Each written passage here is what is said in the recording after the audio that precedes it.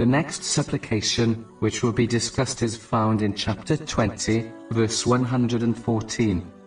My Lord, increase me in knowledge.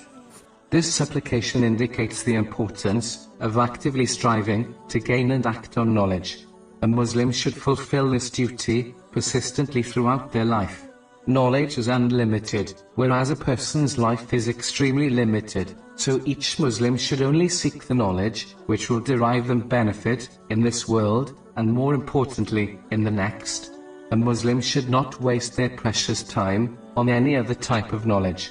It is important to understand that the more one strives to gain and act on knowledge, the higher their rank will be.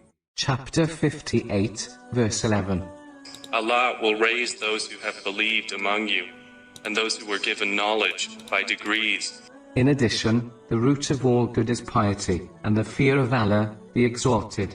Only the one who possesses this will fulfill the commands of Allah, the Exalted, refrain from his prohibitions, and face destiny with patience, correctly. But it is important to note that only those who possess and act knowledge will reach this rank. Chapter 35, verse 28. Only those fear Allah from among His servants who have knowledge. Acting on knowledge is the only way to perform righteous deeds correctly and safely take them to the hereafter, and is the only way to avoid sins, as the ignorant person will commit sins without even realizing it. It is vital to understand Allah, the Exalted, will not accept ignorance as an excuse on Judgment Day, as it is a duty on each Muslim to gain knowledge, according to a narration found in Sunnah Ibn Majah, number 224.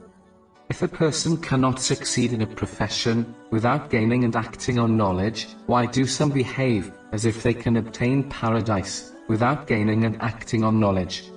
Finally, the same way a professional only receives wages when they act on their knowledge, such as doctor uses their knowledge to prescribe medicine to people, a Muslim will only obtain their wages in the form of reward when they act on their knowledge.